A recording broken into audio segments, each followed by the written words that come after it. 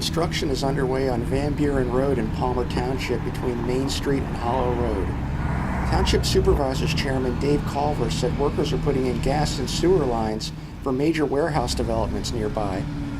The road will eventually be widened to 3 lanes later this year. The road serves as a detour while work continues on the Route 33 interchange, which has forced the closure of the Main Street Bridge for more than 2 years.